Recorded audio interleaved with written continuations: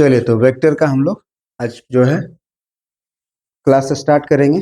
और वेक्टर में हम थ्योरी और कॉन्सेप्ट क्वेश्चन के साथ ही क्या करेंगे, बताएंगे। क्योंकि थ्योरी कॉन्सेप्ट बताएंगे अगर शुरू में ही, तो वो लिंक नहीं कर पाओगे तुम। ठीक है ना? बात समझ में आ रही है? थ्योरी कॉन्सेप्ट अगर हम वेक्टर थ्री का शुरू में ही बताएं तो ऐसे नहीं है कि लिंक नहीं कर पाओगे, लेकिन क्वेश्चन के साथ लिंक करोगे तो ज़्यादा बेहतर है। क्योंकि मान लो एक क्वेश्चन आया तो मालूम चल गया ना कि ये पेपर में आ सकता है, तो इसका कॉन्सेप्ट को समझना है, इसके कॉन्सेप्ट को क्या करना है, समझना है। तो क्वेश्चन के साथ हम तुम्हें थ्योरी बताएंगे कि इसमें कैसे सोचते हैं, इसका क्या कॉन्सेप्ट है। यहाँ क्वेश्चन रहेगा, यहाँ थ्योरी बता देंगे। समझ में आ गया? कोई दिक्कत? क्योंकि हम लोग को फास्ट काम करना है, हम लोग के पास समय नहीं है।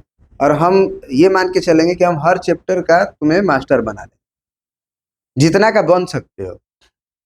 जैसे कोई कोई चैप्टर होता है जो तुम लोगों को परेशान करेगा, तो वो चैप्टर को हम लोग लास्ट में देखेंगे, मूड करेगा तब। नहीं मूड करेगा, उस चैप्टर को सीधा छोड़ देंगे। समझ में आया? क्योंकि हमारे पास बहुत सारा ऐसा चैप्टर है जो उसी के क्वेश्चंस को हम बना सकते हैं। एक दो चैप्टर छोड़ना भी पड़े तो क्या तकलीफ, हमारा नंबर तो आ ही जाएगा ना इधर से। समझ में आ रही बात? यानी कि हमें जो 40-50 का टारगेट है उसको कंप्लीट करना है, बाद में देखेंगे। अगर तुम लोग समझ रहे हो वो टॉपिक भी, समझ में आ रही बात, तो उसको भी समझा देंगे। और नहीं समझ रहे हो तो उसको छोड़ ही देना।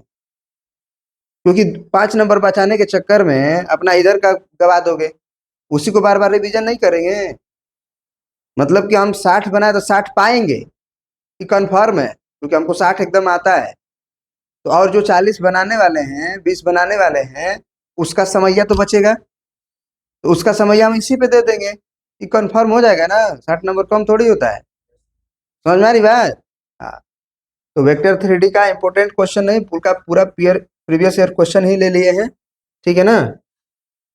चलिए, तो पहला क्वेश्चन तो जानते ही हो, किसी भी वेक्टर का मैग्नीट्यूड निकालना होगा। तो देखो, हम थ्योरी ऐसे ही बताएंगे। जैसे मान लो कि कोई भी वेक्टर तुम्हें क्या दिया हो कंपोनेंट फॉर्म में, a1 i cap plus b1 j cap plus c1 k cap. इसमें a1 b1 c1 क्या है, नंबर है। जैसे ये नंबर है 6 है, -2 है, 3 है। तो वो a1 b1 c1 क्या है, एक स्केलर नंबर है। वो माइनस भी हो सकता है और प्लस भी हो सकता है। तो अगर मैग्नीट्यूड निकालना है तो मैग्नीट्यूड को ऐसे रिप्रेजेंट करते हैं, वेक्टर लिख के मॉड, है ना। और रूट के अंदर क्या किया जाता है, a1 square plus b1 square plus c1 square. बात समझ में आ रही है? बोलो। तो अब हम क्या करेंगे, a1 क्या है हमारा इस क्वेश्चन के लिए, 6 स्क्वायर प्लस -2 का स्क्वायर प्लस 3 का स्क्वायर। तो भैया क्या हो जाएगा, 6 36 और प्लस 2 दूना के 4 प्लस 3 तिया के 9, 49 आया। और 49 के बाहर क्या हो जाएगा, 7 हो जाएगा। तो 7 इसका क्या हो जाएगा, आंसर हो जाएगा। क्लियर? समझ में आ गया? तो यहाँ पे थ्योरी भी समझ में आ गया कि किसी भी वेक्टर का मैग्नीट्यूड कैसे निकालते हैं। ठीक है ना? कोई दिक्कत? तो ऐसे कोई दिक्कत नहीं ना है? बात समझ में आ गया? बोलो। क्योंकि अब लगेंगे थ्योरी पढ़ रहे हैं ना, तो पता चलेगा 2 क्लास थ्योरी में जाएगा। समझ रहे हो? और 60 दिन में सिलेबस खत्म करना है 2 महीना में। और फिर 1 महीना हम लोग चलेंगे अपना वो 60 वाले पार वाले में। ठीक है ना? तो हम लोग कोशिश करेंगे, जितना कोशिश कर सकते हैं। अब ये देखो, कोलिनियरिटी के कॉन्सेप्ट को समझो कि कोलिनियर किसको कहते हैं, कोलिनियर वेक्टर किसको कहते हैं। ठीक है ना? बात समझ में आया? कोलिनियर वेक्टर किसको कहते हैं? कोलिनियर वेक्टर का क्या मतलब होता है कि जैसे एक वेक्टर तुम्हारा a है ना, और एक वेक्टर तुम्हारा b है। दोनों का दिशा क्या है, मतलब एक लाइन के पैरेलल है। दोनों का दिशा क्या है, एक लाइन के पैरेलल है। वो ये भी हो सकता है। और मान लो एक वेक्टर तुम्हारे पास c है, क्या है, c है। ये वेक्टर मान लो c है, उसकी दिशा क्या है, जस्ट अपोजिट है।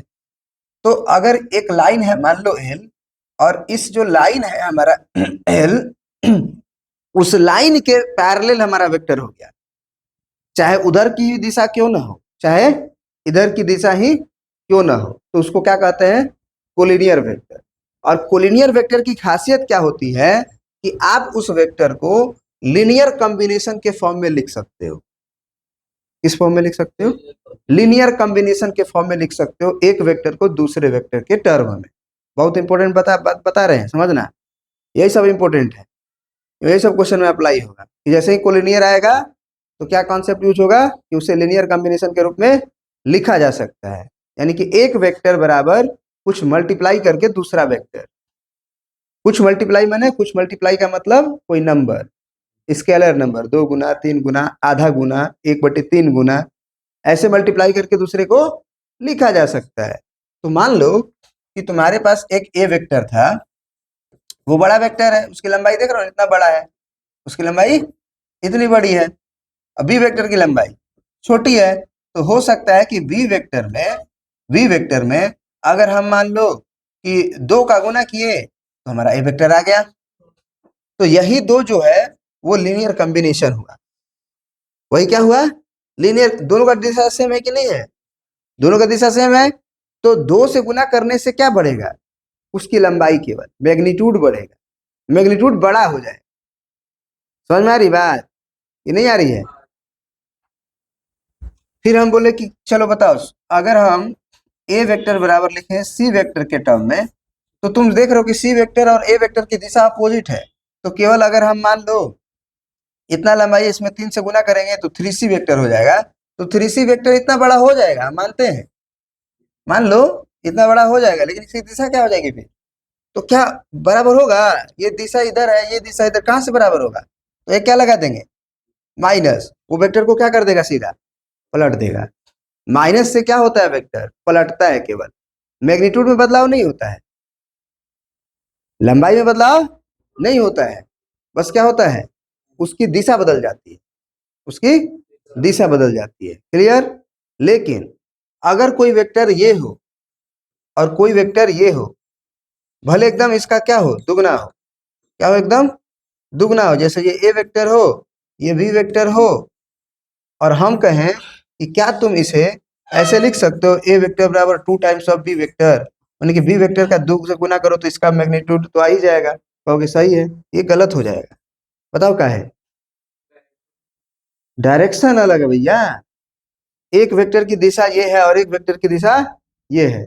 इसका मतलब दो वेक्टर्स इक्वल कब माने जाते हैं? मैग्नीट्यूड भी सेम चाहिए, डायरेक्शन भी सेम चाहिए, तब जो है वो दोनों वेक्टर इक्वल माने जाएंगे। समझ में आ रही बात? मैग्नीट्यूड भी सेम हो और डायरेक्शन भी सेम हो, तब दोनों की दिशा सेम मानी जाएगी, नहीं तो नहीं मानी जाएगी। क्लियर? बात समझ में आ गया?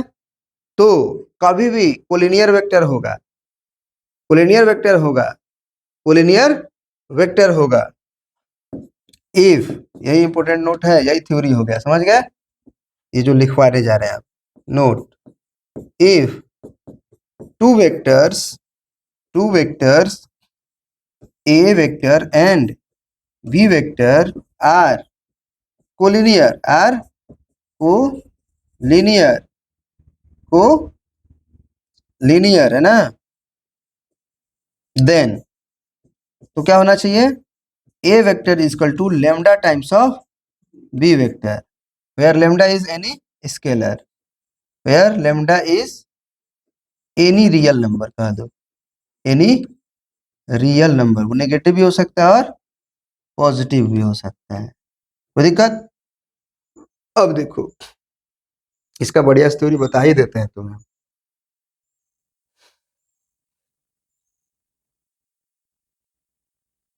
तो अभी तुम क्या समझे बताना, अभी तुम क्या समझे? ठीक है,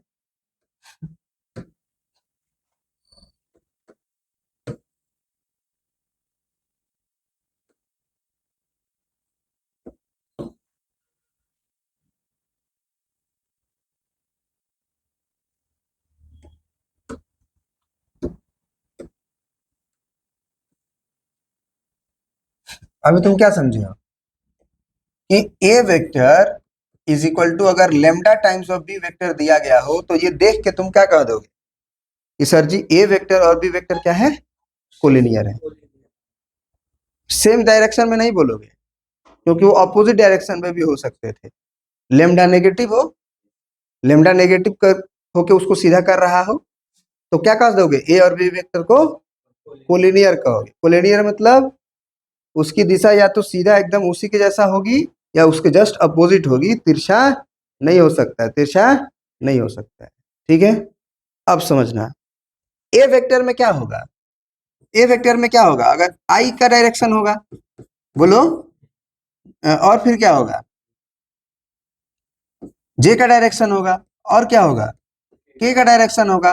तो इसका पूरा कंपोनेंट आई जे के में तोड़ दिए, ए में इतना, एक्स में इतना चलना है, वाई में इतना चलना है, जेड में इतना चलना है, बराबर lambda times of B vector क्या होगा बताओ, B one I cap plus B two J cap plus C two K cap. या फिर इसको भी क्या कर लो ऐसे, A two I cap plus B two J cap plus C two K cap. कोई दिक्कत।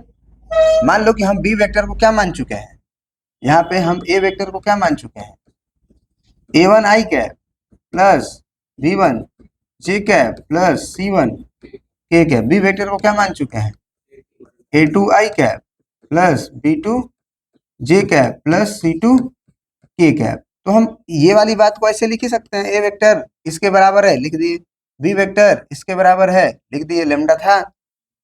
बोलो, अब तुम बताओ कि दो वेक्टर बराबर कब माने जाते हैं, आई का आई सेम हो, कि जे का जे कंपोनेंट सेम हो, के का के कंपोनेंट सेम हो।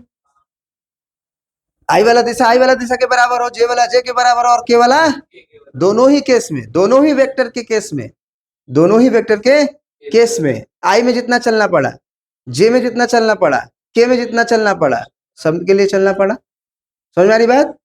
तो क्या लिख देंगे हम, ए वन बराबर लेमडा ए टू। क्लियर। तो यहां से हम कहेंगे कि लेमडा कितना होगा, तो कहोगे sir A one by A two होगा, और वो होगा लेमडा के बराबर। फिर हम बोलेंगे चलो बी वन क्या होगा बताओ, तो बी वन बराबर लेमडा इंटू बी टू। तो हम कहेंगे लेमडा कितना होगा, तो कहोगे sir B one by B two क्या हो जाएगा सर, लेमडा हो जाएगा। हम बोलेंगे सी वन बराबर क्या होगा, तो कहोगे सी वन जो है के का कंपोनेंट है, इधर के का कंपोनेंट लेमडा इंटू, क्योंकि ये लेमडा गुना भी होता होगा ना जी, तो इसीलिए। समझ में आ रही बात ना। तो सी वन बाई सी टू क्या होगा, लेमडा। अब जरा सोचो कि ये लेमडा तो सब बराबर होनी चाहिए, ये भी लेमडा, ये भी लेमडा, ये भी लेमडा, तो क्या लिख देंगे, so A one by A two भी लेमडा ही है, B one by B two भी लेमडा ही है, C one by C two भी लेमडा ही है, मतलब ये क्या होंगे, बराबर होंगे। This is condition for collinearity.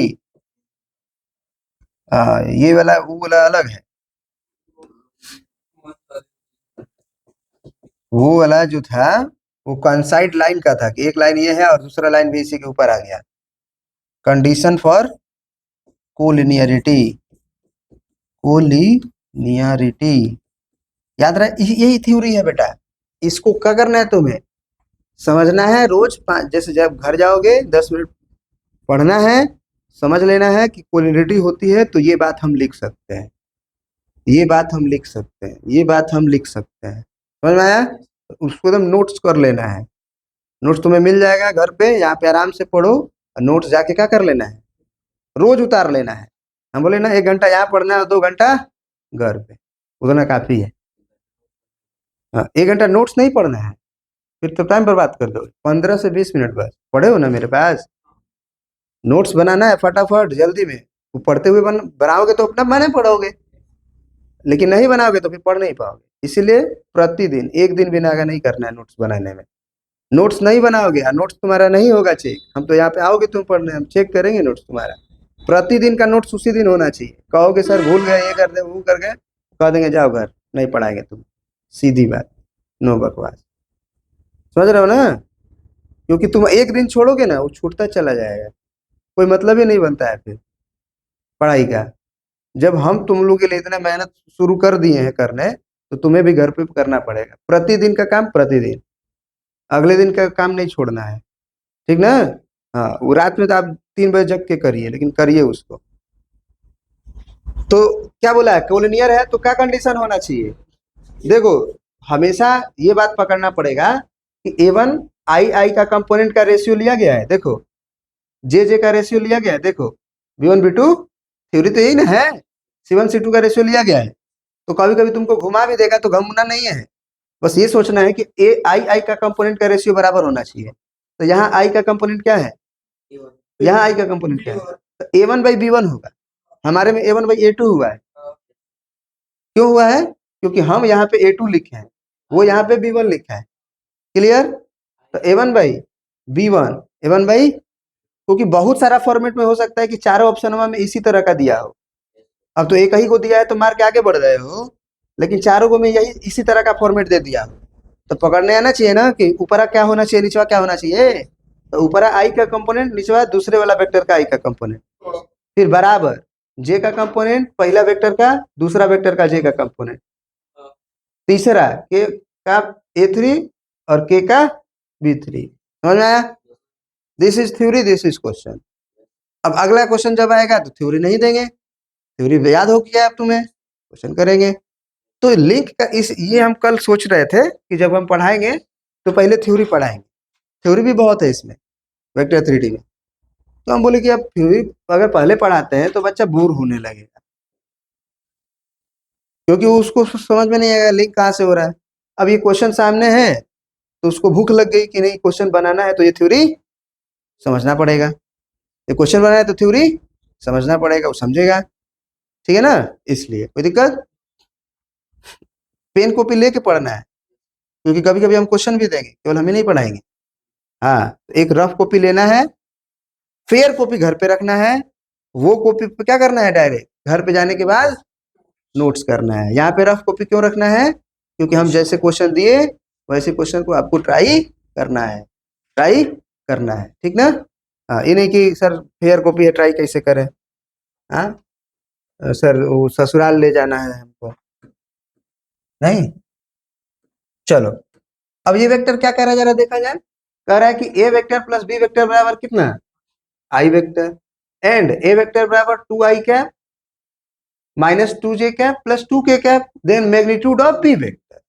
कोई दिक्कत ही नहीं है, इस ए वेक्टर को यहाँ रख देंगे, बी वेक्टर निकल जाएगा, बी वेक्टर निकल जाएगा, उसके मैग्नीट्यूड निकाल लेंगे। समझ में आ रही बात, करो ट्राई। अरे बेटा बहुत आसान है ना, देखो तुमको ए वेक्टर प्लस बी वेक्टर बराबर क्या दिया है, आई कैप दिया है। तुम्हें क्या करना है, ए वेक्टर की जगह पे ए वेक्टर रख देना है। ए वेक्टर क्या है, 2i cap minus 2j cap plus 2k cap, ये ए वेक्टर हो गया, प्लस में बी वेक्टर बराबर आई कैप। बी वेक्टर निकालना है तो बाकी कंपोनेंट को उधर भेजो, बोलो। तो I cap minus 2i cap plus 2j cap minus 2k cap. Clear. तो बी वेक्टर बराबर क्या हो जाएगा, minus I cap plus 2j cap minus 2k cap. तो बी वेक्टर का मैग्नीट्यूड क्या होगा बताओ आकाश, रूट अंडर -1 का स्क्वायर प्लस 2 का स्क्वायर प्लस -2 का स्क्वायर। भैया नीचे अंदर तो माइनस आएगा ही नहीं, स्क्वायर के चलते माइनस माइनस प्लस 2 दूना माइनस 2 गुना माइनस 2 क्या होगा, 4 होगा। अब माइनस तो गायब होना ही है, तो 4 4 8 और 1 9, रूट 9 के बाहर 3, हो गया आंसर 3। गलती देखो, गलती क्यों हो रहा है तुमसे ये भी बता देते हैं। तुम बहुत डरे हुए हो, तुम क्या हो, बहुत डरे हुए हो।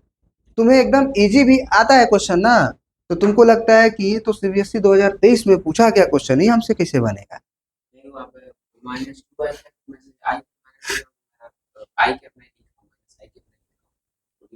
ये लिखे ही नहीं हो तो ये 1 आएगा ना जी, 0 थोड़ी है।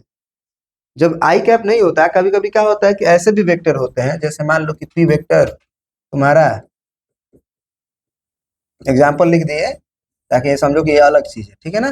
पी वेक्टर बराबर 2j कैप हो और प्लस 3k कैप हो, इस केस में हम तुमसे पी वेक्टर का मैग्नीट्यूड पूछेंगे तो क्या लिखोगे, तो यहाँ पे तुम जोड़ सकते हो 0 आई कैप, 0 आई कैप। जब कुछ नहीं है तब, लेकिन आई कैप है तो वो 0 नहीं ना है, 1 है ना।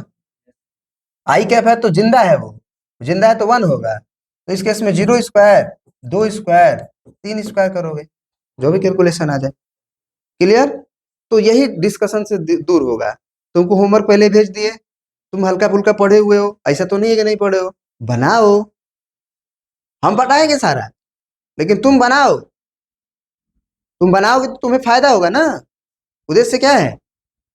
उद्देश्य तो यही है कि क्वेश्चन बनना चाहिए एग्जाम का, वो चाहे जैसे बन जाए। समझ में आ रही बात? पहले के कॉन्सेप्ट से हमारा बन जाए या अभी के पढ़ाई से बन जाए, क्वेश्चन तो बनेगा भाई, क्वेश्चन नहीं छूटेगा। अब देखो, अब यूनिट वेक्टर का कॉन्सेप्ट आया ना, तो अब हम यूनिट वेक्टर समझाएंगे तो प्यार से समझोगे। इसको कहते हैं यूनिट वेक्टर है। इसको कहते हैं जी, बताओ तो अरसलान। यूनिट वेक्टर का रिप्रेजेंटेशन होता है ए कैप। अगर ए यूनिट वेक्टर लिखना है तो ए के ऊपर कैप दे देंगे, ए के ऊपर कैप दे देंगे। क्या होता है? ए एक ऐसा वेक्टर होता है जिसकी मैग्नीट्यूड 1 होनी चाहिए। तो अगर तुम ए वेक्टर लिखे हो ए कैप बराबर, तो इस वेक्टर ए के पास क्या क्या होगा? इस ए वेक्टर के पास क्या क्या होगा? उसकी डायरेक्शन भी होगी और उसकी मैग्नीट्यूड भी होगी। लेकिन हमें उसकी मैग्नीट्यूड को क्या बनाना होगा? एक बनाना होगा। तो एक बनाने के लिए इसमें दोनों जब है मैग्नीट्यूड और दिशा, तो मैग्नीट्यूड से हम डिवाइड करेंगे। मैग्नीट्यूड से हम, तो क्या होगा कि ऊपर भी मैग्नीट्यूड होगा उस वेक्टर के पास, तो अगर उसी के मैग्नीट्यूड से डिवाइड कर दिए हो तो वो मैग्नीट्यूड कट के एक हुआ होगा, तो केवल क्या बचा होगा उसके पास? दिशा। तो यूनिट वेक्टर केवल दिशा को रिप्रेजेंट करने के काम आता है। समझ में आई बात? नहीं, आई कैप जे कैप के कैप तुमको यूनिट वेक्टर लग रहा हो क्या? यूनिट वेक्टर नहीं है। तुम ये सोच रहे होगे, बहुत लोग को कंफ्यूजन होता है, आई cap plus J cap plus के कैप एक यूनिट वेक्टर है, मान लो ये यूनिट वेक्टर है। नहीं, इसका मैग्नीट्यूड निकालो, कितना आएगा? √3। तो क्या वो 1 है? तो यूनिट वेक्टर कैसे हुआ? यूनिट वेक्टर मतलब मैग्नीट्यूड 1। तो कब कब होगा ये? कब होगा? जब ये एक, जब पी कैप लिख रहे हैं तो ये पी कैप तब होगा जब पी का vector R divided by magnitude of P vector होगा। जैसे जैसे जैसे बोलो, आई कैप पूरा लिखो, जे कैप पूरा लिखो, के कैप पूरा लिखो, क्योंकि क्या लिखे ऊपर? P vector. तो पी वेक्टर यही ना है, डिवाइडेड बाई उसका मैग्नीट्यूड। बताओ पी वेक्टर का मैग्नीट्यूड क्या होगा जी? 1 स्क्वायर प्लस 1 स्क्वायर प्लस, तो कितना आएगा बताओ? नहीं बोल रहे हो? 3 आएगा ना। तो जब 3 आएगा तो √3 आएगा। तो पी कैप कितना होगा बताओ? आई cap plus J cap plus के कैप डिवाइडेड बाई √3। तो उसको ऐसे लिखोगे, पी कैप बराबर 1 by √3 I cap plus 1 by √3 j cap plus 1 by √3 के कैप, 1 बाई √3 के कैप। समझ में आ रही बात? अब देखो ये पी कैप बन गया। क्यों? क्योंकि अब इसका मैग्नीट्यूड निकाल के देखोगे तो 1 है। निकालते हैं, आओ देखते हैं। पी कैप का क्या है मैग्नीट्यूड? पी कैप का क्या? √1 बाई √3 का क्या? स्क्वायर प्लस 1 बाई √3 का क्या? स्क्वायर प्लस 1 बाई √3 का क्या? स्क्वायर। तो क्या होगा जरा बताओ? 1 का स्क्वायर 1, √3 का स्क्वायर 3, 1 का स्क्वायर 1, √3 का स्क्वायर। समझ में आ रही बात? 3 एलसीएम होगा, बोलो। जब 3 एलसीएम लोग ऊपर क्या आएगा? 3 आएगा। 3/3 का रूट, एक रूट का मतलब एक। बोलो समझ में आया कि नहीं आया? क्लियर है? कोई दिक्कत? समझ में आ गया बात? तो किसी भी वेक्टर का मैग्नीट्यूड कैसे निकाला जाता है? उस वेक्टर में उसी के मैग्नीट्यूड से डिवाइड की जाती है। क्लियर? वो यहां भी आंसर लिख सकते थे, जैसे 1 बाई √3 अब पूरा वेक्टर, जैसे कि इसमें दिया गया है। ठीक है? अब बताओ इस वेक्टर का मैग्नीट्यूड क्या होगा? 5 होगा कि √5 होगा? क्योंकि वो 25 अंडर रूट में है ना, तो 5 किस में है? इसमें है। बनाएंगे क्या लिए? काम खत्म हुआ ना, 4 और 3 दिख ही रहा है, वो वेक्टर डिवाइडेड उसकी मैग्नीट्यूड, बात खत्म। थ्योरी समझ में आया? क्वेश्चन भी समझ में आया? समझ में आया? क्लियर? बड़े आगे ना, कोई दिक्कत है नहीं ना? बोलो। This is unit vector. Unit vector किसके काम आता है? Only for direction, only for direction, क्योंकि मैग्नीट्यूड हम खुद क्या कर देते हैं, 1, है ना। और सुनो, एक और सुन लो, काम आएगा, ठीक है। कभी कभी क्या कहता है कि इस वेक्टर के अलोंग, इस वेक्टर के अलोंग यानी कि उसके दिशा में हमको 10 यूनिट का मैग्नीट्यूड वाला वेक्टर चाहिए। इसी वेक्टर के अलोंग हमको 10 यूनिट का क्या चाहिए, यूनिट वेक्टर चाहिए जो इसका मैग्नीट्यूड क्या हो, 10 हो। तो क्या करेंगे, क्या करेंगे बताओ, खुद से लगाओ दिमाग अरसलान। कोई वेक्टर के दिशा में हमको एकदम एग्जैक्ट 10 यूनिट का मैग्नीट्यूड वाला वेक्टर चाहिए, उसी की दिशा में चाहिए, क्या करेंगे। मान लो इधर देखना है ना। देखो, जब तक समझोगे नहीं तब तक नया क्वेश्चन बना नहीं पाओगे, हम बता दे रहे हैं। नया क्वेश्चन बनाना है कि नहीं बनाना है, हाँ तो बनाना है तो समझो। मान लो तुमको एक वेक्टर दिया, ए वेक्टर, क्या दिया, ए वेक्टर, और बोला कि इसी के दिशा में हमको एक ऐसा वेक्टर चाहिए जिसकी मैग्नीट्यूड क्या हो, 10 हो। यानी कि find vector whose whose magnitude 10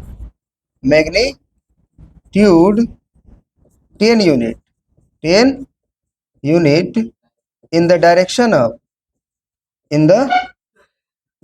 of a vector. This is the part of theory,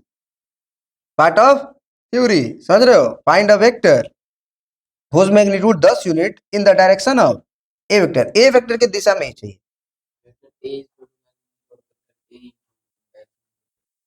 मतलब लिखेंगे कैसे, मान लो वो वेक्टर k है, या मान लो वेक्टर b है, मान लो वेक्टर क्या है जी, b है।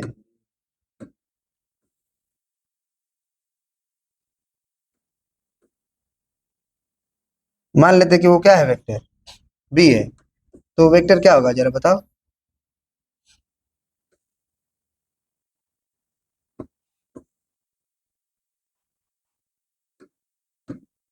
चलो बताओ।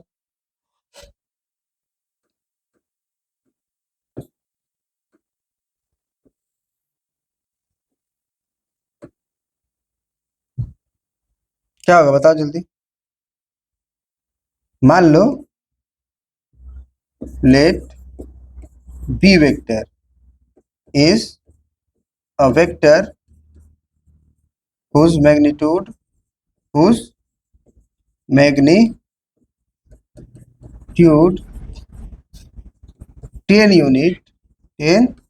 unit in the direction of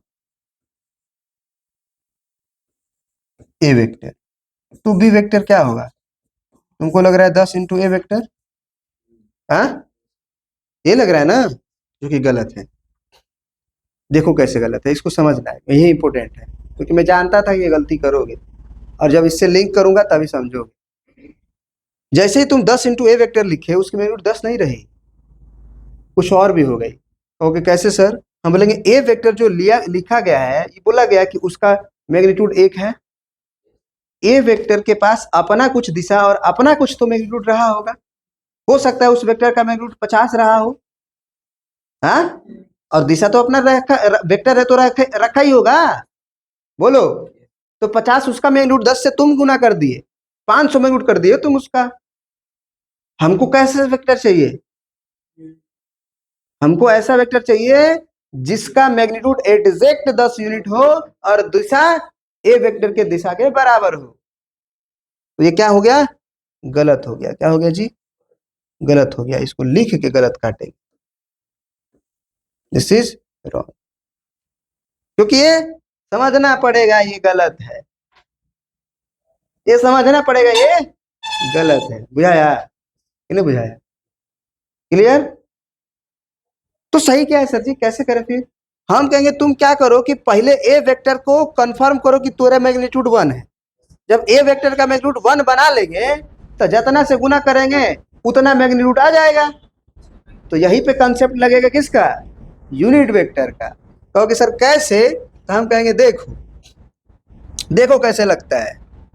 लगेगा ऐसे कि हम लिखेंगे बी वेक्टर बराबर क्या लिखेंगे, जगह ही नहीं बस है, कहाँ पे, साइड में नहीं ना, मतलब है तुम उतारते समय कंफ्यूज ना होगे भाई।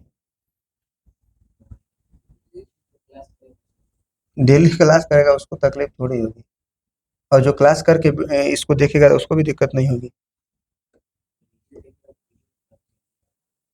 हाँ, अरे मेरा नोट्सवा कोई पढ़ लेना ध्यान से, लिखा हुआ है, उसका कल्याण हो जाए।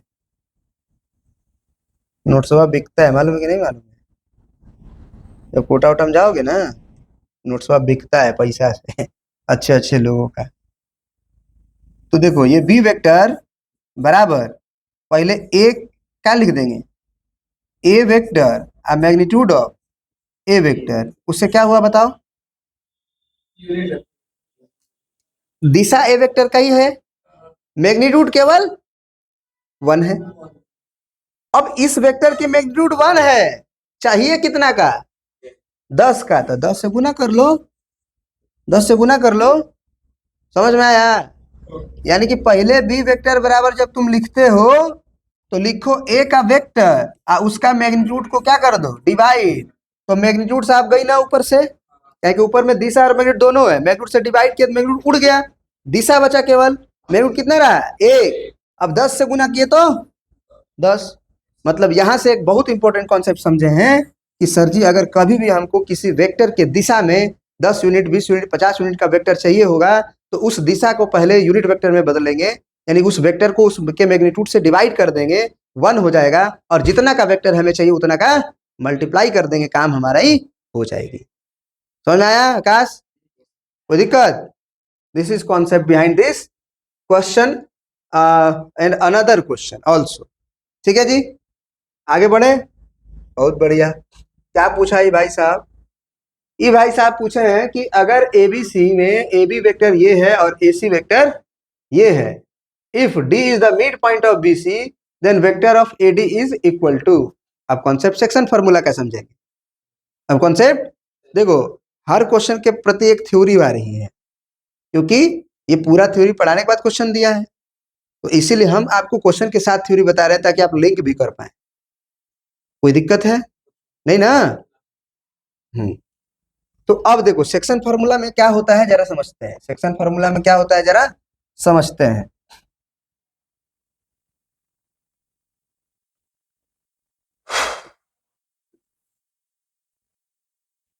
देखो बहुत बढ़िया समझना, सेक्शन फार्मूला जो तुम क्लास 10th में पढ़े हो, जो क्लास 12th में पढ़े हो, 11th में पढ़े हो, वही यहाँ भी है, बस थोड़ा सा चेंजिंग होता है, थोड़ा सा चेंजिंग होता है कि अब के का कंपोनेंट क्या हो जाता है, बढ़ जाता है। जैसे मान लो कोई तुमको ए वेक्टर दिया गया है, तो ए वेक्टर का क्या मतलब होता है, किसी पॉइंट का पोजीशन वेक्टर दिया है, ठीक है, बोलो समझ में आ रही कि नहीं आ रही है? और एक बी वेक्टर दिया गया, क्या दिया गया है, बी वेक्टर। तो ए वेक्टर दिया है और बी वेक्टर दिया है तुमको, ठीक ना, इसको जब ज्वाइन किए तो इसके बीच में एक पी वेक्टर आया, जो इस पॉइंट को, इस दोनों लाइन को, जैसे मान लो ये ए है, ये बी है, और ये क्या है तुम्हारा पी है, क्लियर? तो पी पॉइंट क्या कर रहा है, P divides A B, P divides A B in the ratio m is to n, in the ratio m is to n। समझ गए? ये इसे किस रेशियो में बांट रहा है भैया, m is to n में बांट रहा है। मैं यहाँ लिख दूं m is to n। देखो p डिवाइड्स a भी बोला है ना, तो ये समझना पड़ेगा कि p पहले है और फिर पहले a है, तो p a, ठीक है, डिवाइडेड बाई p b, ये कितना है, m बाई n है।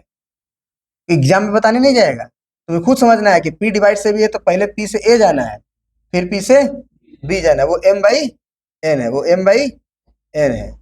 क्लियर, समझ में आया? अब जरा समझना, ये एक्सटर्नल भी होता है, तो निकलेगा कैसे, p vector, a vector b vector दिया रहेगा, p वेक्टर तुम्हारा क्या रहता है, क्वेश्चन मार्क, तो निकलेगा कैसे? तो इसका कॉन्सेप्ट होता है कि अगर तुमको P बराबर लिखना है तो लिखो M का मल्टीप्लाई किसमें करना है? B में। यानी A में वही 10th क्लास वाला ही कॉन्सेप्ट है, A और P में नहीं करना। जिस रेशियो को ये रिप्रेजेंट कर रहा है, M किसको रिप्रेजेंट कर रहा है? PA को, तो P और A में गुना नहीं होगा उसका, B में होगा। समझ गए? तो M गुना B लिख देंगे, क्लियर। प्लस इस N का गुना किसमें होगा? N किसको रिप्रेजेंट कर रहा है? PB को। देखो यहाँ, तो PB नहीं है, गुना होगा, कहाँ होगा? A में। तो N into A are divided by M plus N। तो ये तो हम पॉइंट के फॉर्म में लिखे हैं, वेक्टर के फॉर्म में ऐसे लिखेंगे, P वेक्टर बराबर M into small b vector plus N into small a vector divided by M plus N। Clear? ये इंटरनल डिवीजन है। ये क्या है? इंटरनल डिवीजन है। इसी में एक और बात सीख लेते हैं, मिड पॉइंट फॉर्मूला। क्या सीख लेते हैं जी? Mid point formula.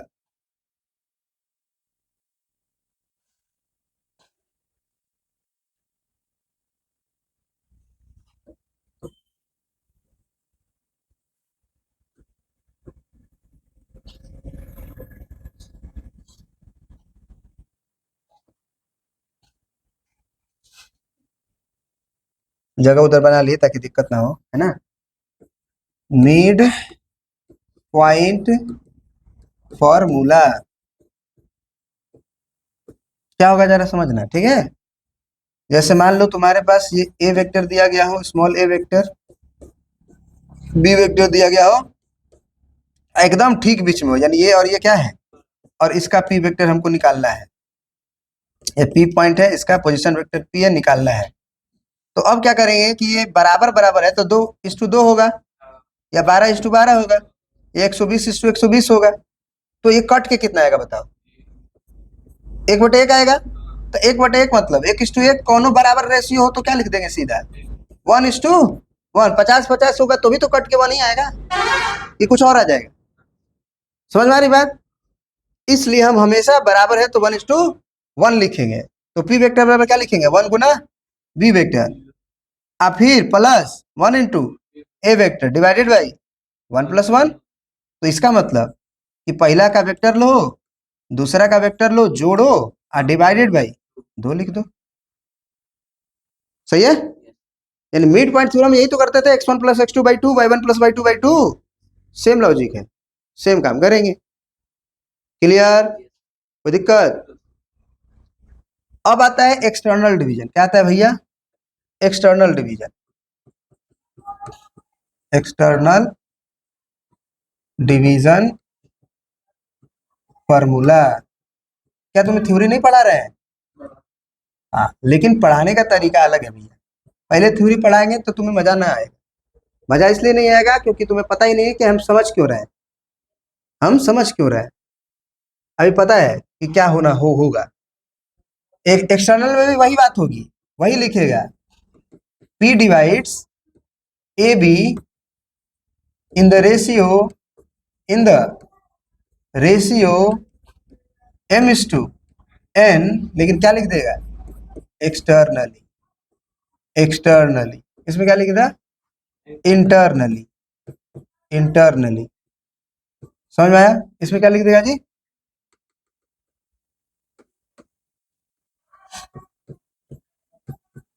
इंटरनली। समझ में आया? बोलो। अब आ जाओ, P डिवाइड्स ए भी लिखा है ना, तो पहले P से कहाँ जाएंगे? चाहे एक्स्ट्रा इंटर उससे मतलब नहीं है, कहाँ जाएंगे? P से कहाँ जाएंगे? ए पे, फिर P से, बोले है ना। P डिवाइड्स ए भी, तो P से ए पे फिर P से फिगर भी बनेगा, तो एक्सटर्नल है अब तो ए और बी यहाँ बनेगा। तो नहीं, बीच में कैसे होगा? बीच में होगा तब तो इंटरनल ही हो गया। P डिवाइड्स ए बी, तो P बाहर होगा, या तो इस साइड होगा या तो उस साइड होगा। वो डिपेंड करता है कि कौन बड़ा है, कौन बड़ा है, पीए बड़ा है कि पीबी बड़ा है।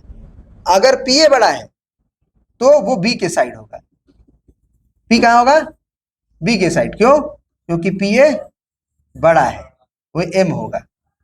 समझ आ रही बात? और पी भी छोटा है, तो पी भी छोटा है तो एन होगा। बात समझ में आया?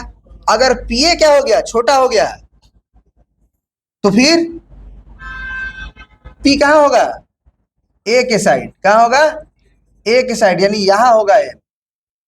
समझ में आया? पी यहां होगा, ए और बी यहां होगा, तभी कहोगे P A by P B, तो पी बी ज्यादा है। बोलो, तो जब पी बी ज्यादा है तो एन होगा। बुझाया कि नहीं बुझाया?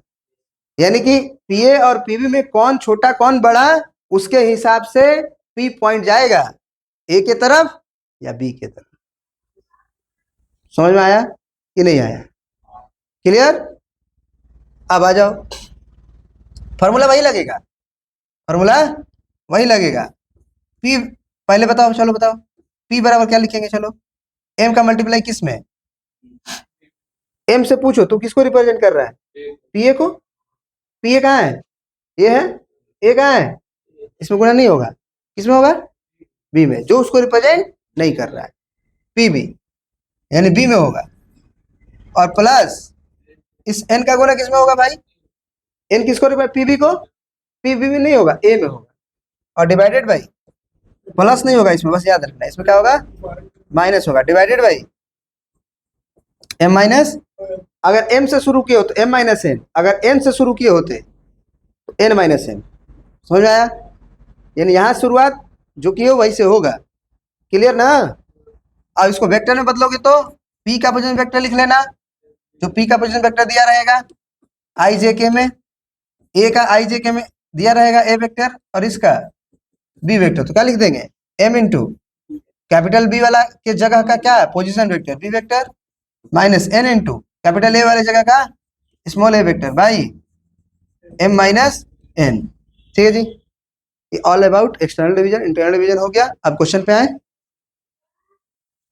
देखो यही क्वेश्चन था, इन ट्रायंगल एबीसी, एक ट्रायंगल एबीसी बनाया जाए, बोलो, बना लिए। ए बी वेक्टर, तो ए से बी के तरफ तीर है ना, तो ऐसे एरो मारेंगे, ए से बी के तरफ, गलत बना दिए ना, ए से बी के तरफ। This vector is I cap plus J cap plus 2k cap. सही है, सही है। ये this is A B vector, समझ में आया? एसी वेक्टर भाई जा कहाँ है, ये है एसी वेक्टर, ये है ए से सी के तरफ, है ना, याद रखना, ए से सी के तरफ क्या है, 3i कैप। एसी वेक्टर बराबर क्या है, 3i cap minus J cap plus 4k cap. Clear? चलिए आगे देखा जाए क्या है। If D is the mid point of BC, D कहाँ है, डी क्या है जी, बीसी का मिड पॉइंट पे है, then find AD vector, then find AD vector. तो एडी वेक्टर बताओ क्या होगा, है ना।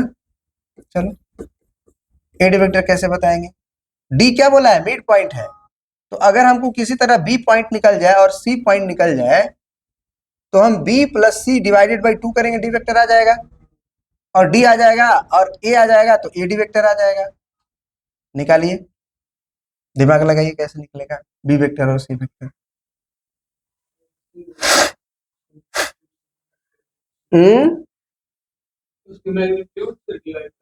किसके मैग्नीट्यूड से, तो उससे क्या हो जाएगा, ए बी वेक्टर को उसके मैग्नीट्यूड से डिवाइड कर दीजिएगा तो क्या होगा, उससे क्या हो जाएगा बताइए। अगर आप ए बी वेक्टर को उसके मैग्नीट्यूड से डिवाइड करें तो यूनिट वेक्टर आएगा इसके दिशा में, हाँ, और इसके मैग्नीट्यूड से इसका यूनिट वेक्टर आएगा।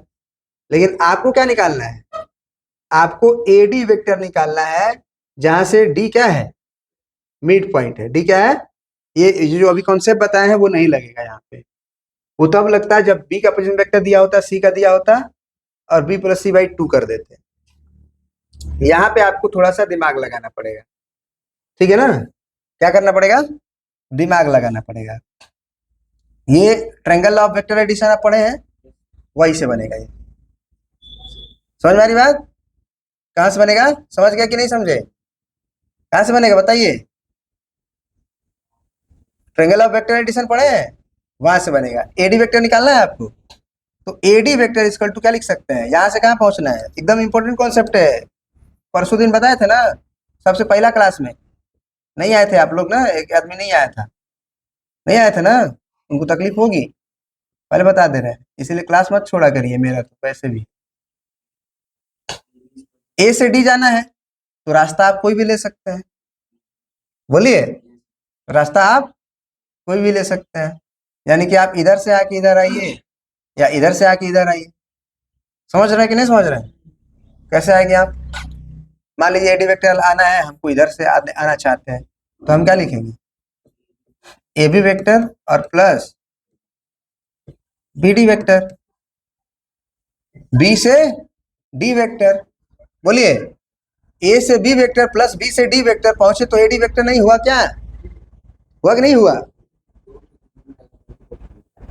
वो छोड़ो भाई, लिख सकते हैं, लिखते हैं ना, पर फिर देखेंगे क्या हो रहा है क्या नहीं हो रहा है कि नहीं, कोई दिक्कत? एक और एडी वेक्टर क्या लिख सकते हैं जरा बताना। हाँ बताओ, ए से सी वेक्टर और प्लस सी से डी वेक्टर, बोलो, लिख सकते हैं? बहुत सही, बहुत सही। हाँ, अब ये दोनों वेक्टर क्या है आपस में, बराबर है। अब जरा सोचना, सी डी वेक्टर को और हम क्या लिख सकते हैं अगर हम लिखना चाहें तो? हाँ, सी डी को क्या लिख सकते हैं, तो हम माइनस बी डी वेक्टर लिख सकते हैं। कैसे? देखो, ये सबसे पहले तो मिड पॉइंट दिया है, तो बीसी की बीडी की लंबाई और सीडी की लंबाई बराबर, तो लंबाई बराबर तो मैग्नीट्यूड का टेंशन नहीं, बस ये वेक्टर इधर दिशा में है और ये वेक्टर इसके दिशा में, तो बीडी वेक्टर और सीडी वेक्टर की केवल दिशा पलटी हुई है, तो हम सीडी वेक्टर को बीडी वेक्टर के टर्म में लिख दिए, बोलो, बहुत सही। सॉरी, बराबर कहां से होगा, नहीं है कि नहीं होगा? AC vector minus VD vector, clear? क्या तुम्हें बीडी वेक्टर मालूम है? नहीं मालूम है? बीडी मालूम रहता तो लिखते सीधा जोड़ते आ जाता आंसर। तो बीडी वेक्टर कहीं से निकालो, दूसरे में डाल दो, यहां से नहीं निकाल लो बीडी वेक्टर, ये किसके बराबर है, एडी वेक्टर के बराबर है, तो हम बीडी को बोलेंगे भाई तू माइनस में है, तू इधर आया, तू प्लस में बन जा, बोलो, तो AC vector minus AD vector, समझ में आ रही बात? अब हम कहेंगे भाई बीडी वेक्टर, तेरे जगह पे तो मैं क्या लिखूंगा, ये बात लिखूंगा, तो अब लिखूंगा इक्वेशन 1 इम्प्लाई यहाँ के बाद, क्योंकि यहाँ से लिखूंगा तो कंफ्यूज हो जाओगे, यहाँ के बाद तुम्हारा पेज में आए होगे, यहाँ के बाद यही ना आए होगे, तो बीडी वेक्टर बराबर बीडी, सॉरी 1 इम्प्लाई मतलब क्या, किससे लिख रहे हैं, 1 से ना, तो 1 में क्या लिख रहे हैं बताओ, एडी वेक्टर बराबर A B vector plus B D vector, लिख रहे हैं ना। अब A B vector plus B D vector के स्थान पे A C vector minus A D vector, कोई दिक्कत? बोलो, नहीं बोल रहे हो? ये किसके बराबर है, ए डी वेक्टर के, क्या हुआ, A B vector plus A C vector और माइनस ए डी वेक्टर, हुआ ना? बोलो, एडी को क्या करेंगे, बुलाती है मगर जाने का नहीं, है, हो जाएगा 2AD, और इधर A B vector plus A C vector, हुआ कि नहीं हुआ? अब बताओ एडी वेक्टर क्या हुआ वास्तव में, एडी वेक्टर हुआ 1/2 ए बी वेक्टर प्लस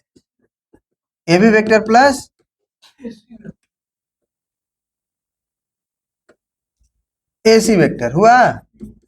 अब जरा समझो, 1/2 ए बी वेक्टर तुम्हें क्या दिया है, सीधा जोड़ लो ना, ए बी वेक्टर और ए सी वेक्टर को क्या करना है,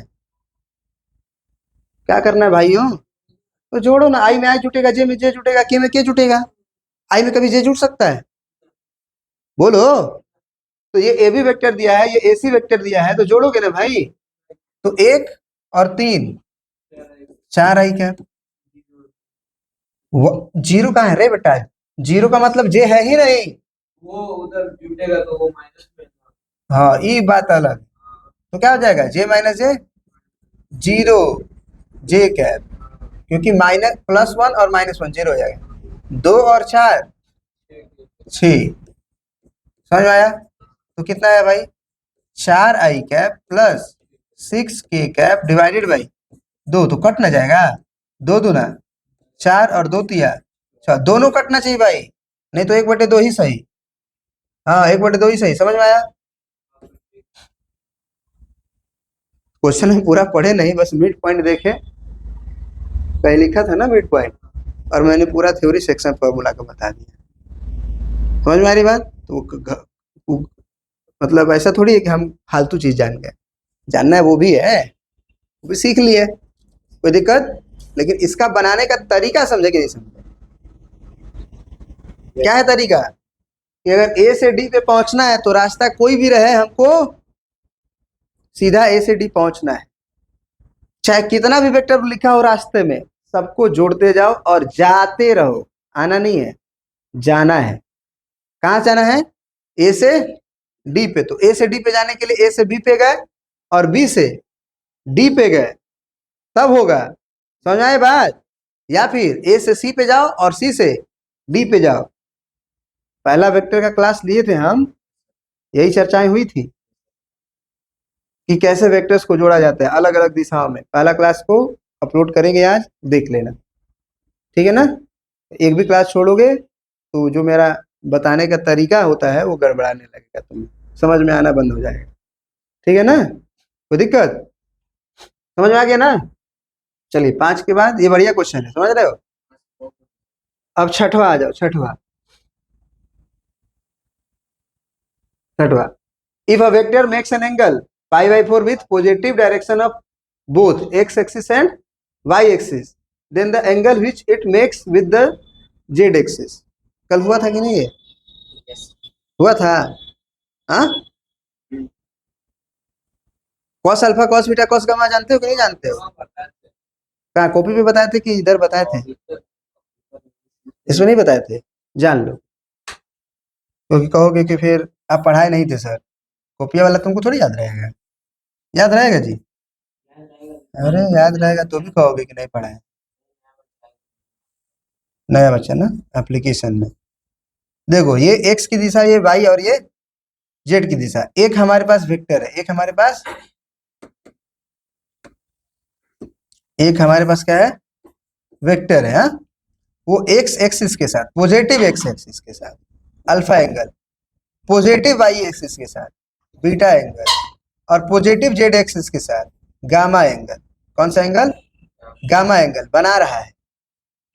तो cos alpha, cos alpha, cos beta और कॉस गामा को डायरेक्शन कोसाइन कहते हैं। Cos alpha cos beta cos gamma को क्या कहते हैं जी? डायरेक्शन कोसाइन कहते हैं। Are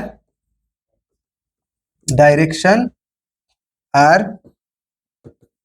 direction cosine. समझ में आया बात? कोस अल्फा को हम लोग एल भी बोलते हैं, कॉस बीटा को हम लोग एम भी बोलते हैं, और कॉस गामा को हम लोग एन भी बोलते हैं। ठीक है? एक इंपॉर्टेंट रिजल्ट क्या होता है कि cos square alpha plus cos square beta plus cos square gamma की वैल्यू 1 होती है, जिसको आप L square plus M square plus N square भी कह सकते हैं। क्लियर? बात समझ में आया? कॉस अल्फा वास्तव में क्या होता है? तो अगर इसका कोऑर्डिनेट समझना, एक्स वाई और जेड दिया गया, क्लियर? या एक्स वाई जेड हटाओ, इसको कह दो A1 दिया गया है, कॉमा A2 दिया गया है, कॉमा A3 दिया गया है। क्लियर? अब जैसे ही तुम अगर इसको वेक्टर में बदलोगे ना, तो तुमको एक्स वाले कंपोनेंट में आई लगाना होता है, फिर वाई वाले कंपोनेंट में जे कैप लगाना होता है और जेड वाले कंपोनेंट में क्या लगाना होता है, के कैप। क्या लगाना होता है, तो वो किस में बदल जाता है, वेक्टर में।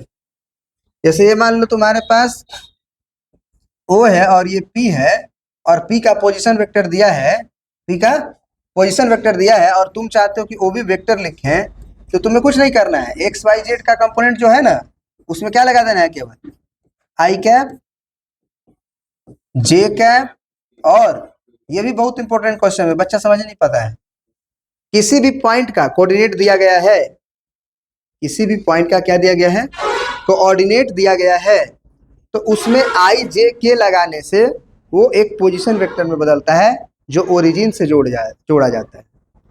Origin to point, origin to point, i j k लगाए तो ओरिजिन से जुड़ने वाला वेक्टर आ जाएगा।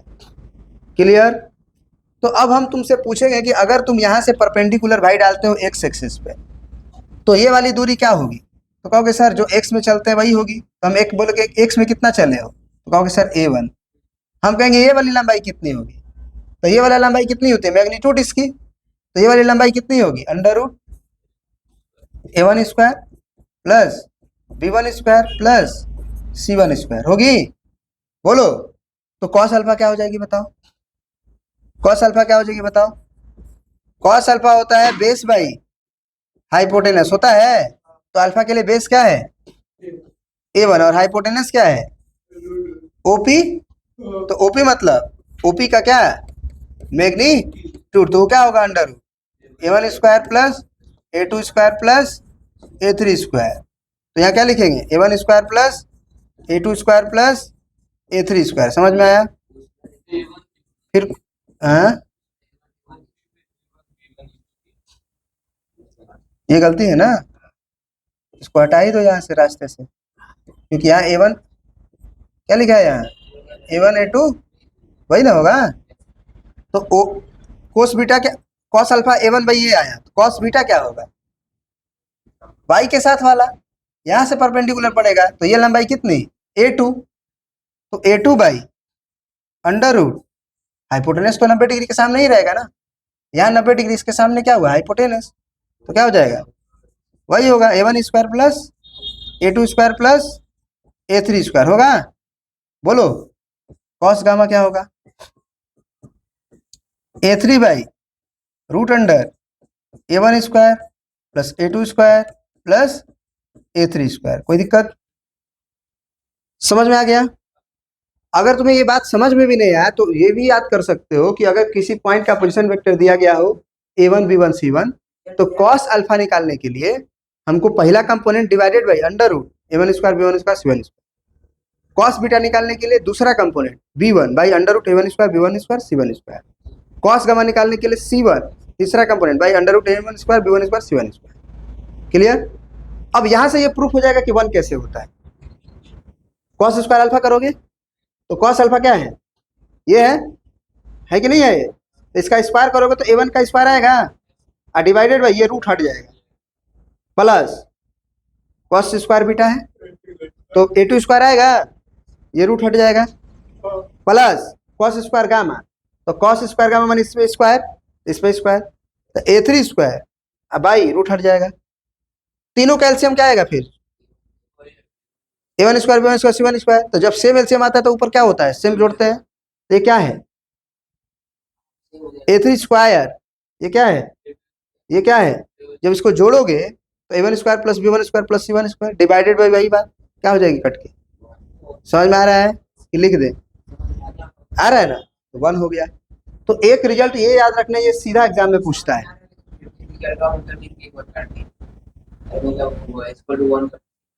प्रूफ कर दें, वीडियो वीडियो के लिए मत करो, तुम्हें समझ में आया, जो वीडियो देख रहा है वो मूर्ख थोड़ी है, मैं समझा रहा हूँ, मुंह से बोल रहा हूँ।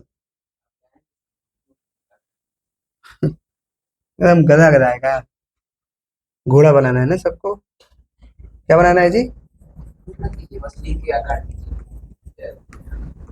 अब तुम बोल ही दिए, चर्चा कर ही दिए, तो अब लिख ही लो, क्या क्या हो जाएगा जी, ये a1 बाई a1 का square by a1 square plus b1 square plus c1 square plus cos square beta में क्या होगा बताओ?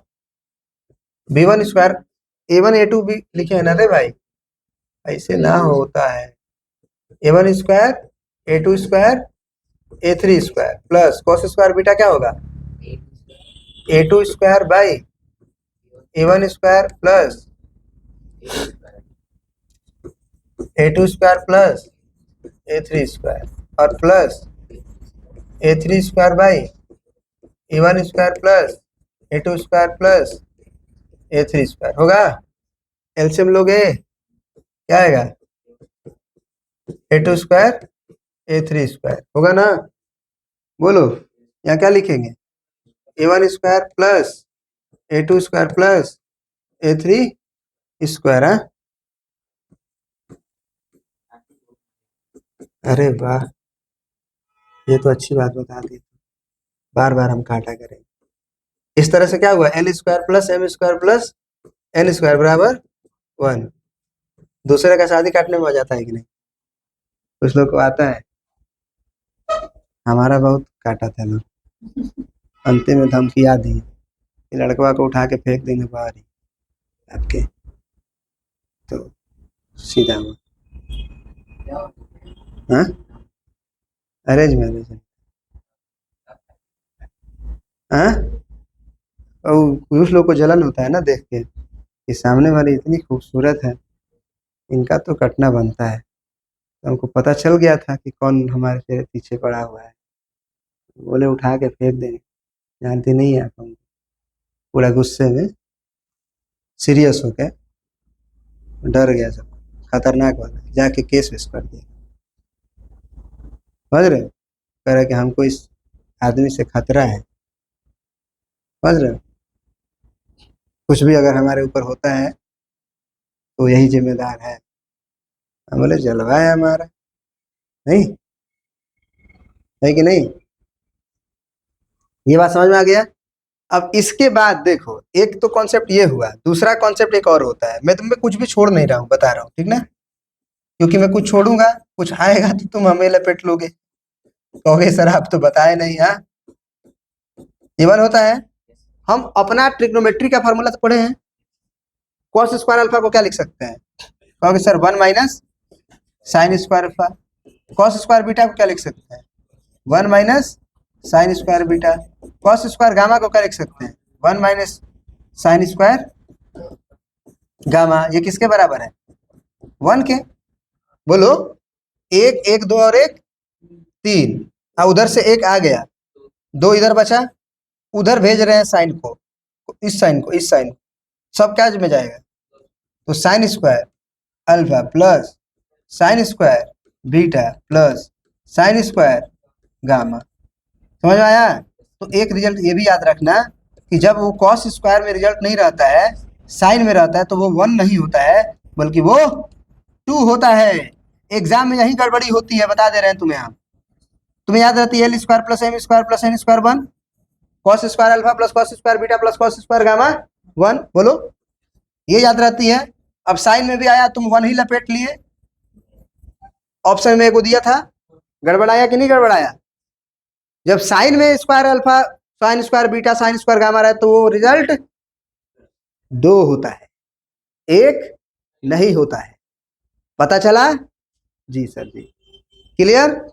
तुम्हारा 1 घंटे का क्लास आज का खत्म हो गया। 1 घंटा 3 मिनट, चौथा मिनट स्टार्ट है। समझ रहे हो ना? चलो, तो एक क्वेश्चन हमारे तरफ से तुम बना के दिखा दो, हमें हमें भी खुशी होगी और तुम्हें भी खुशी होगी, है ना? माशाल्लाह। हाँ बेटा, बनाए तो दोबारा बना लो, जितनी बार बनाओगे उतनी बार तुम जो है सीखोगे। इस क्वेश्चन को बनाओ।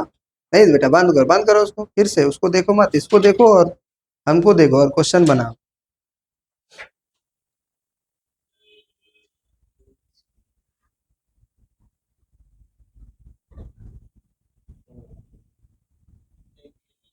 क्योंकि जो हम पढ़ाए हैं बेटा वो ये है।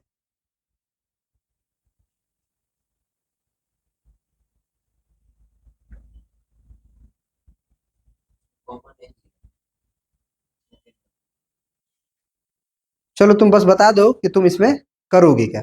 पहले वो PQ वेक्टर निकाल। कैसे निकलेगा PQ वेक्टर? बहुत सही, Q में से क्या कर देंगे जी? क्या बोला? Unit vector along PQ, along PQ। तो P दिया था और Q दिया था। P दिया था मतलब P का पोजीशन वेक्टर क्या बोले थे? 2, 1, -1 आई जे के लगा दोगे, किसमें बदल जाता है? अरे भैया बताओ जल्दी। 2 में आई लगा दो, 1 में जे लगा दो, -1 में के लगा दो, ये क्या बन गया? P का पोजीशन वेक्टर। समझ गए? Q का पोजीशन वेक्टर बदलना है तो कैसे बदलोगे? 4 आई कैप 4, 4, -7 क्या लिख देंगे? 4 आई कैप प्लस 4 जे कैप प्लस -7 के कैप। ये किसका पोजीशन वेक्टर हो गया? Q का। अगर PQ वेक्टर चाहिए तो क्या करना पड़ेगा? Q के पोजीशन वेक्टर में से P का पोजीशन वेक्टर घटा देंगे। तो अगर तुम बिना लिखे हुए भी घटाना चाहते हो तो भी कोई दिक्कत नहीं, बस ये तुम्हें समझना पड़ेगा कि x वाले कंपोनेंट में से x घटेगा, y वाला कंपोनेंट में से y वाला कंपोनेंट घटेगा, और z वाला में से, बस ध्यान रहे कि बाद में से पहले वाला घटाना है, नहीं तो गड़बड़ा जाएगा। सही है ना? Q में से अगर P से Q गए हो, P से कहाँ गए हो, तो Q में से P घटे। क्लियर? तो Q क्या है? 4 -2 आई कैप। बुझाया? बोलो। प्लस 4 -1 जे कैप, फिर प्लस -7 +1 के कैप, +1 के कैप। समझ आया कि नहीं समझ आया? +1 के कैप। बताओ क्यों? क्योंकि ये माइनस में था, तो -7 और -1। नहीं समझे? क्लियर नहीं ना? कोई दिक्कत नहीं ना है? तो प्लस में क्यों लिखे? क्योंकि हमको घटाना था दोनों को। तो कितना आएगा ये? 2 i cap plus 3 j cap और -6 के कैप। तो क्या ये यूनिट वेक्टर आ गया जी? ये वेक्टर आया, इसमें क्या होगा? इसका अपना मैग्नीट्यूड होगा। हमें क्या पूछा है? Unit vector along. देखो सीधा वही क्वेश्चन, यूनिट वेक्टर अलोंग। यही बोलता है यूनिट वेक्टर नहीं बल्कि vector along this vector whose magnitude 5 unit. तो यूनिट वेक्टर अब निकालने के बाद कौन से गुना करते? कॉन्सेप्ट लिंक हो रहा है दिमाग में, लिंक होना चाहिए तभी सीखोगे। दिन रात सुबह शाम वही सोचो, यूनिट वेक्टर कैसे निकालते हैं, 10 का मैग्नीट्यूड वाला निकालना है तो डिवाइड करके कैसे करते हैं, तो सोचते रहोगे वो सब याद रहेगा। तो PQ का कैप लिखेंगे ऐसे, PQ का कैप लिखेंगे 2 आई कैप। पहले तो वेक्टर लिख दो और फिर मैग्नीट्यूड ऑफ PQ लिख दो। हाँ clear? 2 i cap plus 3 j cap -6 k cap divided by under root कितना? ऑब्जेक्टिव है तो इतना लिखेंगे नहीं, हो जाएगा। मतलब तुम जैसे कर लो भैया, समझ गए? 36 और 9, 36 और 4, 40 और 9, 49, बाहर 7, बाहर 7, तो हो जाएगा फिर 2/7 आई कैप प्लस 3/7 जे कैप माइनस 6/7 के कैप। कोई ऑप्शन है नहीं, डी वाला ऑप्शन है, कहाँ नहीं होगा ऑप्शन है? डी आई कैप कहाँ दिया है रे? 2 आई कैप बटे 7, 3 आई कैप बटे 7, 6 के कैप बटे 7। वो मतलब गलती से दिया है। नहीं नहीं यही मारोगे, कॉमन सेंस भी तो है अपना कि नहीं है? अच्छा एक और बात, गलती हो सकती है, गलती हो सकती है, इसमें देखो तो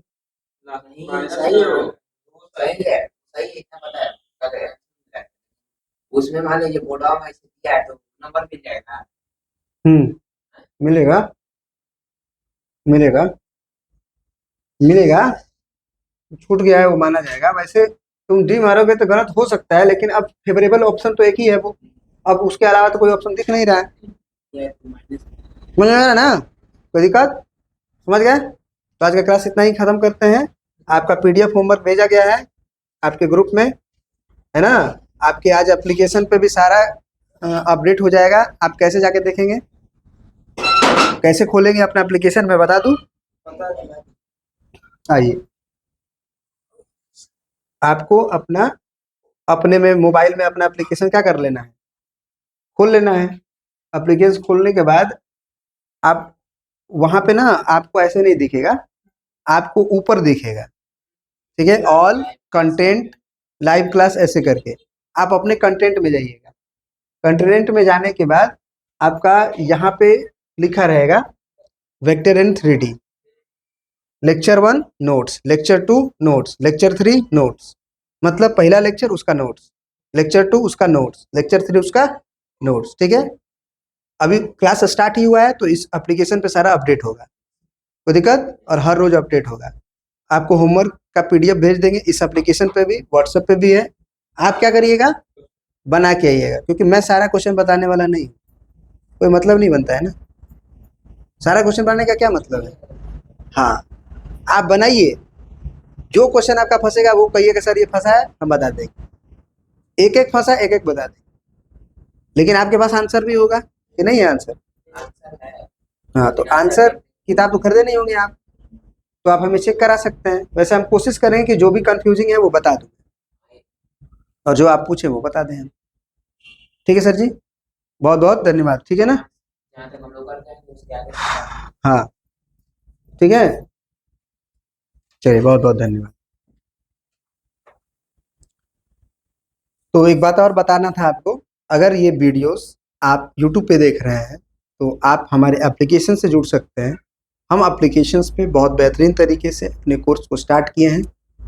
लगभग 90 दिन 100 दिन का कोर्स है, जिसमें आप क्लास 12th में अगर पढ़ रहे हैं, आपकी मैथमेटिक्स वीक है, कमज़ोर है, आपको समझ में नहीं आ रहा है और आप फेल होने के कगार पे हैं या नंबर कम आने के चांसेस हैं, तो आप हमारे कोर्स को ज्वाइन कर लीजिए। आपको हम वादा करते हैं कि आप अगर रेगुलर आप हमारे पास 90 दिन 100 दिन रह गए तो आपका मार्क्स कम से कम जितना आपका आ रहा है उससे कहीं ना कहीं बढ़ा देंगे। अगर आप अच्छे बच्चे हैं तो आप 100 आउट ऑफ 100 कर सकते हैं, और आप फेल होने वाले हैं तो आप 40 से 50 नंबर तो कवर कर ही लें। इस चैनल पर नए हैं जरूर सब्सक्राइब करके जाइएगा, और मेरे एप्लीकेशन का लिंक डिस्क्रिप्शन में है, वहाँ पे जाके आप क्लास 12th का पास क्लास 10th बैच को डाउनलोड कर लीजिएगा, जो कि हम आपको यहाँ दिखाए भी थे अपने एप्लीकेशन पे, है ना। ये वाला बैच पास क्लास 12th मैथ्स बैरियर करके होगा, स्कोर ग्रांटेड 40 to 50 मार्क्स। 15 नवंबर से क्लास आपका स्टार्ट है, ठीक है। 15 नवंबर से क्लास क्या है आपका स्टार्ट है, अभी ज़्यादा क्लास हुआ भी नहीं है। और दूसरा चीज़ कि हर क्लास का वीडियोस और नोट्स आपको इस एप्लीकेशन पे मिल जाएगा। जैसे ही चैप्टर ख़त्म होता है टेस्ट मिलेगा आपको, उस टेस्ट से आपको पता चलेगा कि आप अपने प्रीवियस ईयर क्वेश्चन सीबीएसई के क्वेश्चंस कर पा रहे हैं कि नहीं कर पा रहे हैं, ठीक है ना। तो आपका एक अच्छा तैयारी हो जाएगा, ठीक है। बहुत बहुत धन्यवाद भाई।